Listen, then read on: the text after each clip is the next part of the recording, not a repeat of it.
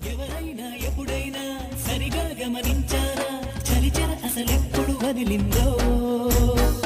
అణువణువు మురిసేలా చిగురాసలు మెరిసేలా తొలిసగుణం ఎప్పుడు ఎదురైందో